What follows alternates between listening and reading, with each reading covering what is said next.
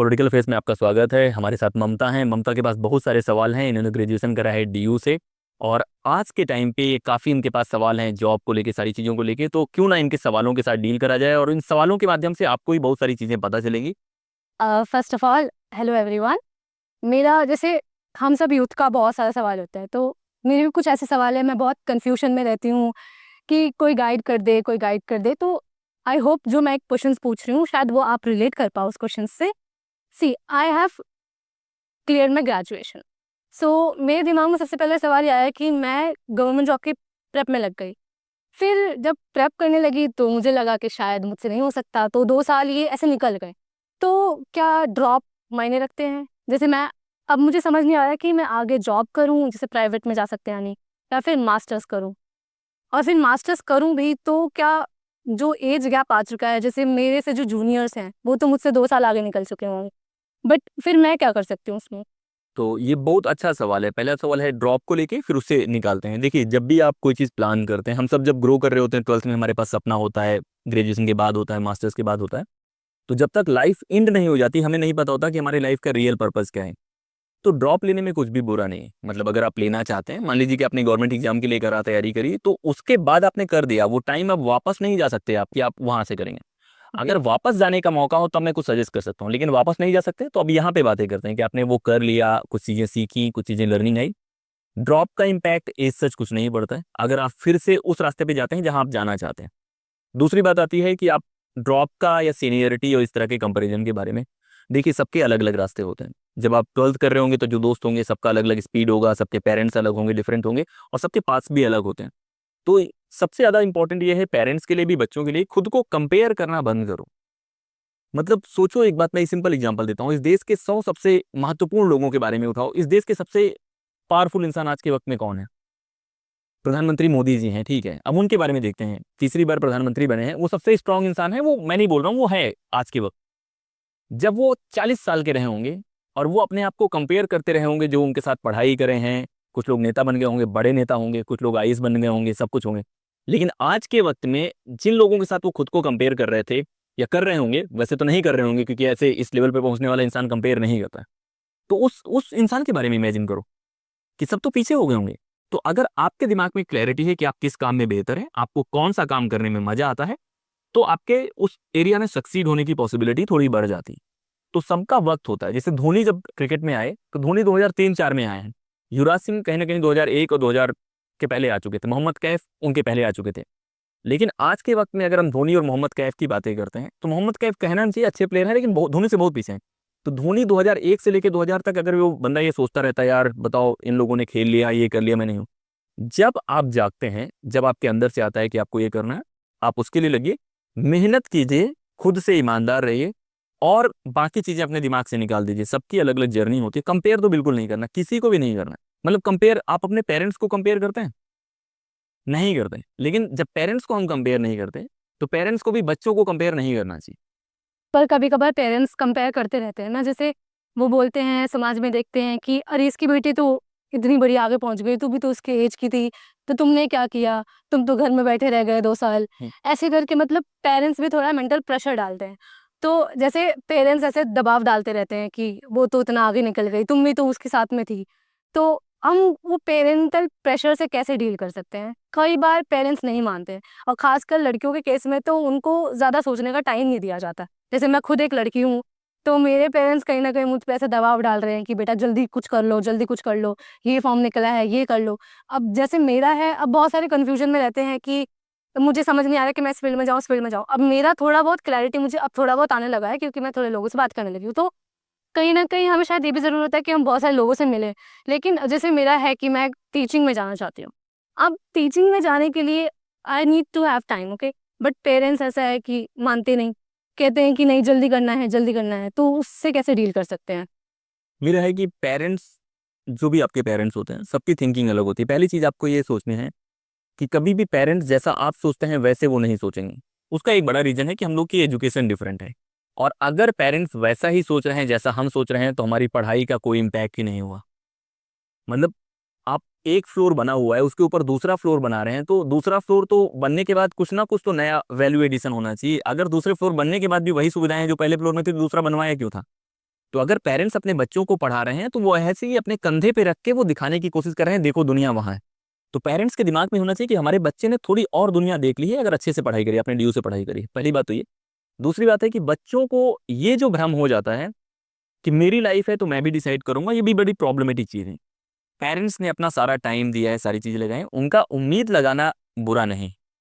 उनका उम्मीद लगाने के बाद ये चाहना कि आप हर कुछ उनके हिसाब से करें, ये गलत चीज़ है, उस ट्रैप पे नहीं फंसना है। लेकिन उनकी उम्मीद गलत नहीं है, उनका आपके लिए प्यार गलत नहीं है, उनका आपको बहुत बार एक रोल मॉडल देना भी गलत नहीं है कि उनकी बेटी कर गई, वो कर गई। और पेरेंट्स को भी दिमाग में रखना है कि आप जब कंपेयर कर रहे हैं, तो जो बेस्ट है उनसे कंपेयर कर रहे हैं, अच्छी बात है। लेकिन सोसाइटी में ऐसे लोग भी हैं जो बहुत आज कहीं नशे करके पड़े होंगे, वैसे पड़े होंगे। तो हर तरह के लोग हैं। आपको अपने बच्चे का तब भी रिस्पेक्ट करना है जब वो तुरंत कोई जॉब नहीं पा रहा है। आज के वक्त में हर इंसान जॉब नहीं करेगा, 100 में से 4 लोग 5 लोग सरकारी जॉब करेंगे, बाकी अलग अलग तरीके की जॉब करते हैं। तो ये पेरेंट्स को थोड़ी सी क्लैरिटी लानी पड़ेगी। जो बच्चे तैयारी कर रहे हैं उनको भी एकदम ऐसे जिद्दी नहीं लगना है कि यार मैं ग्रेजुएशन कर रहा हूँ उसके बाद सारी दुनिया मुझे ही पता है, दूसरे को नहीं पता। आप अपने पेरेंट्स को समझते हैं, कोशिश कीजिए कि उनसे आप बातें कीजिए। पेरेंट्स ऐसा तो है नहीं कि आपकी एंटी पार्टी है, दुश्मन है, वो आपकी फैमिली का हिस्सा ही है, तो आप उनसे बातें कर सकते हैं। लेकिन आपको रिबिल करना आना चाहिए। मैं बहुत लोग को बोलता हूँ कि अगर आपके पास ये है कि आप हार्ड वर्किंग हैं, आपके अपने सपने हैं, आपने दुनिया में कुछ देख लिया, तो उस काम के लिए थोड़ा मेहनत कीजिए और स्टैंड लीजिए अपने लिए फाइट कीजिए। क्योंकि अभी जो पेरेंट्स आपको सजेस्ट कर रहे हैं ना, 4 साल बाद वो भूल जाएंगे उन्होंने क्या सजेस्ट करा था। लेकिन आपको याद रहेगा कि आपने कौन सी बस मिस कर दी। आप एक एंकर हो सकते थे, आप एक क्रिकेटर हो सकते थे, लेकिन आपको याद रहेगा कि आपका जो सपना है दफन हो गया। लेकिन पेरेंट्स को नहीं पता कि वो आपका सपना है। तो थोड़ा सा इस चीज को उस तरह से लेने की कोशिश कीजिए। और बहुत अच्छा तरीका है कि आप अच्छे से बातें करना जानते हैं। सारी प्रॉब्लम तब आती है जब बात होती है कि मुझे ये करना है, पेरेंट बोलेंगे तुम्हें नहीं करना, वही बात खत्म हो जाती है। वहाँ बात खत्म नहीं होनी चाहिए। कम्युनिकेशन गैप आ जाता हाँ, है। आपको बात करने के तरीके आने चाहिए।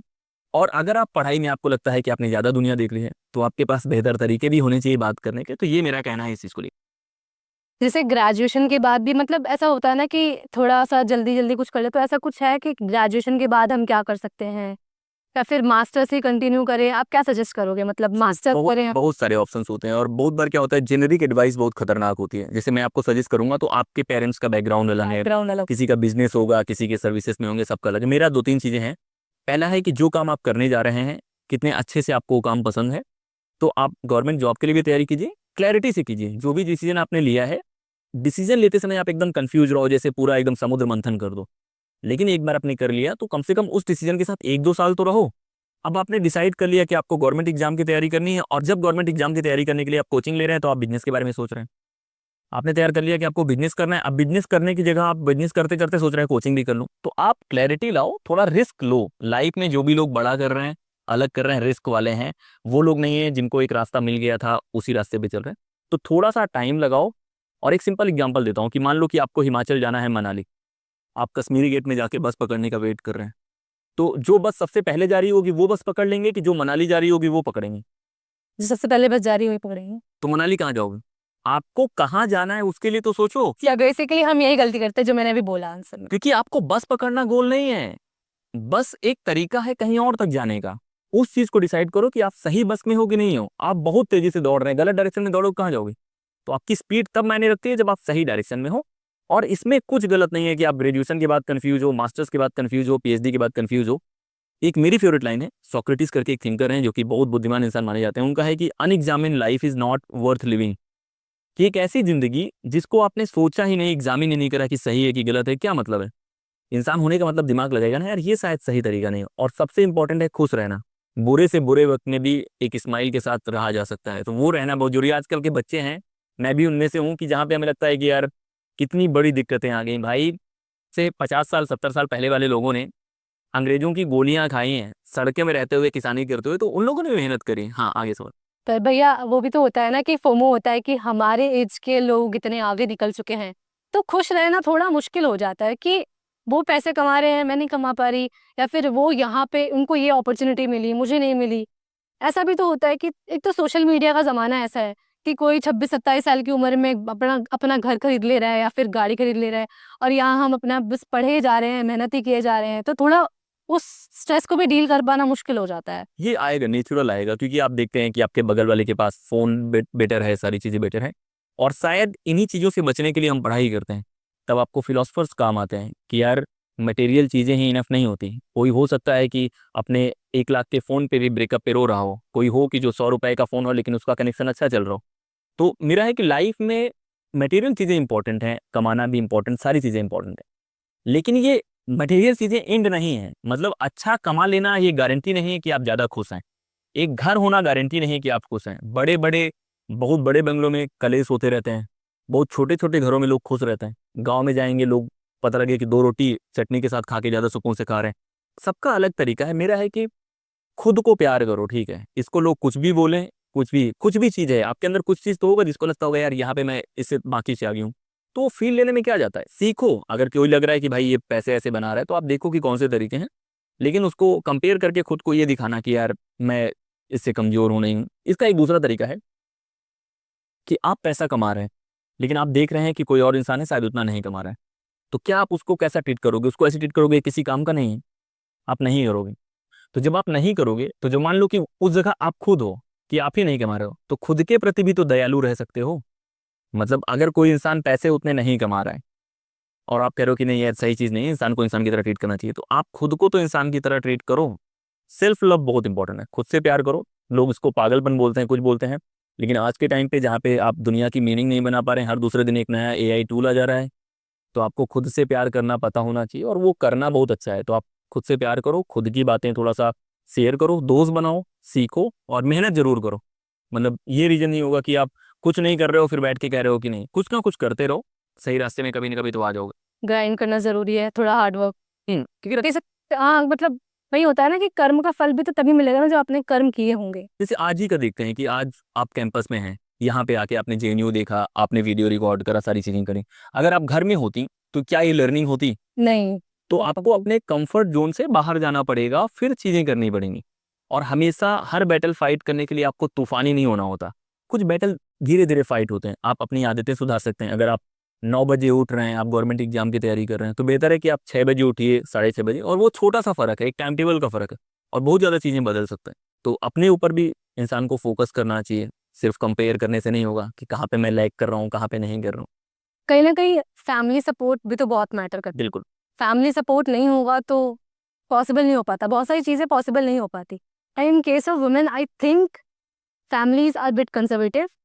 I'm coming from such family and my parents, so वो चाहते हैं कि किसी तरह बस लग जाए, और उसके बाद दे आर लाइक कि तुम्हें जो करना है अपने जॉब के साथ करते रहें। मेरा है कि लड़कियों के लिए हमेशा चैलेंजिंग होता है, बहुत सारी चीज़ें होती है। जैसे हम लड़के हैं, हम पढ़ने कहीं जाते हैं तो हमसे कोई नहीं पूछता कहाँ रहोगे नहीं रहोगे, लेकिन लड़कियों का रहने का वो सारे चैलेंजेस होते हैं। प्रेशर होता है कि जल्दी सेटल होना है, जल्दी शादी करनी है, और ये तब पेरेंट्स का मैं सिंपल बता दे रहा हूँ, अगर पेरेंट्स से वीडियो देख रहे हैं तो आप अपने बच्चों को अगर पढ़ाते हैं तो सिर्फ जॉब के ओरिएंटेशन से मत देखो। 10 साल बाद अगर आपने बच्चों को बहुत अच्छे से पढ़ाया है, उनको उनके सपने जीने दिए हैं, वो ज़्यादा बेटर बच्चे होंगे। नहीं तो जो खुन्नस उनके अंदर आज होगी, वो 10 साल जब आप बहुत कमज़ोर हो जाएंगे तो वो निकल के आएगी, उससे आप बच नहीं पाए। अगर आज आप या मेरे किसी इंसान के ममता के सपनों को मारते हैं तो ममता कल वो भूलेगी नहीं।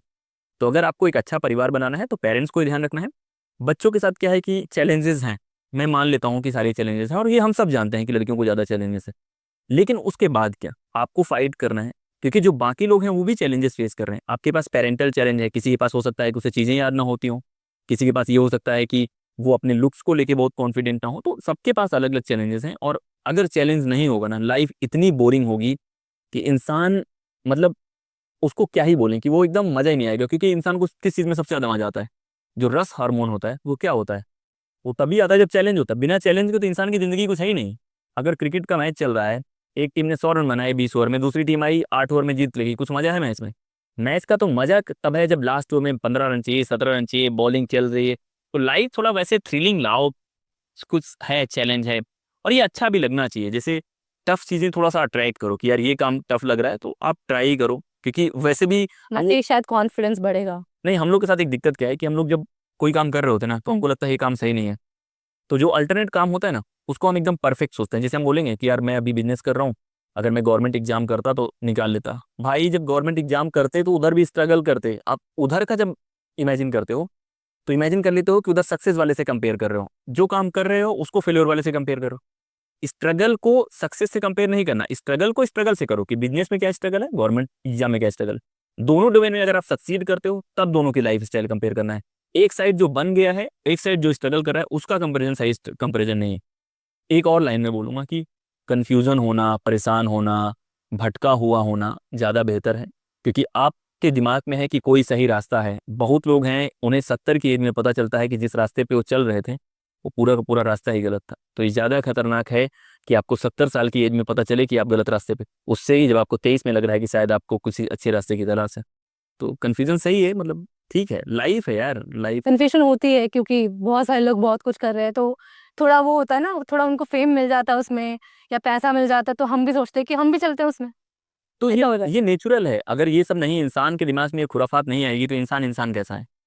मतलब वो आएँगी नेचुरली, लेकिन उसके बाद फिर आपको कैसे देखना है कि यार मेरे पास भी कुछ है, मेरे पास भी कुछ है, मैं वो खुद से लाना पड़ेगा। और वो लाएँगे तो, अगर सिंपल एग्ज़ाम्पल क्रिकेट में बहुत पसंद करता हूँ कि अगर विराट कोहली सोचते कि दुनिया का कोई भी बल्लेबाज सचिन तेंदुलकर का आधा भी अच्छा नहीं खेल पाएगा, कभी विराट विराट बनता ही नहीं। तो कोई अच्छा कर रहा है तो आपको दिमाग लगाना है बाली टाइप की, इसकी आधी शक्तियाँ मैं ले लूँगा। थोड़ा-सा सीखना भी है और ये करना है। अगर आप ये करते हैं तो आप कहीं न कहीं एक बेहतर रास्ते पे चले जाएँगे। और पढ़ाई के दौरान, सारी चीज़ों के दौरान कन्फ्यूज़न होना चाहिए। अगर कन्फ्यूज़न नहीं होगा तो नई चीज़ें क्रिएट ही नहीं होंगी। जो नई-नई चीज़ें क्रिएट हो रही हैं वो इसीलिए क्रिएट हो रही है क्योंकि कन्फ्यूज़न है। कन्फ्यूज़न के साथ फिर एक सवाल आता है कि यार मैं ये जो तैयारी कर रहा था सही था कि नहीं था? मैं एन्जॉय करूँगा कि नहीं करूँगा? मेरे दूसरे रास्ते कौन से हैं?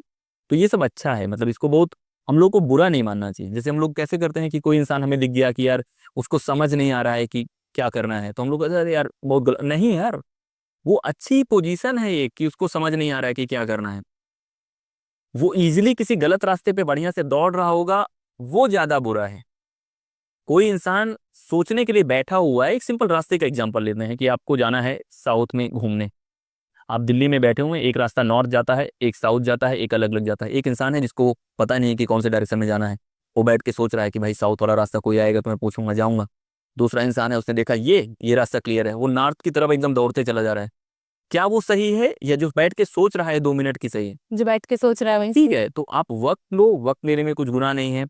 मतलब बेरोज़गार होना गुनाह नहीं है, पढ़ाई में टाइम देना गुनाह नहीं है, अपने पेरेंट्स से डिसएग्री करना गुनाह नहीं है, ये सारे गुनाह नहीं हैं, ये सब अच्छी बातें हैं। पढ़ने-लिखने वाला इंसान होगा, डिसएग्रीमेंट होगा, लोकतंत्र है, परिवार के अंदर भी लोकतंत्र होना चाहिए, तो ये सारी चीज़ें चलती रहेंगी ममता, बस आपको नए-नए तरीके निकालने पड़ेंगे इन चीज़ों से डील करने के, और वो धीरे-धीरे करके आ जाते हैं, तरीके आपको आ जाएँगे।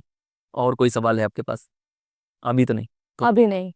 तो ये इतने जो सवाल थे ममता के, काफ़ी अच्छे सवाल थे जो हम सब फेस करते हैं, तो उसका मैंने जवाब देने की कोशिश करी। जो जवाब है वो परफेक्ट जवाब नहीं है। इन जवाबों के कंपैरिजन में भी आपके पास सवाल हो सकते हैं, सवालों का कोई एंड नहीं, और आप डिसएग्री कर सकते हैं, अलग-अलग हो सकते हैं। मैं कैसे इन चीज़ों से डील करता, मेरे तरीके हैं, और मैं कुछ भी वो नहीं बोलता जो मैं फ़ील नहीं कर रहा हूँ। तो जो मैं फ़ील करता हूँ मैं वही बोलता हूँ, जो तरीके मैंने खुद अपनाए हैं वही बोलने की कोशिश करता हूँ। इस तरह की वीडियोज़ अगर आपको पसंद आते हैं तो हम और भी इस तरह के वीडियोज़ लाएँगे, ताकि हमें कुछ पता चल सके कि लोगों की लाइफ़ में क्या चल रहा है, और गोल यही है कि इन वीडियोज़ के माध्यम से, चीज़ों के माध्यम से शायद 1 लाइफ़, 2 लाइफ़ बदल जाए, उतना भी इनफ होगा मेरे लिए पर्सनल सैटिस्फैक्शन के लिए। तो इस वीडियो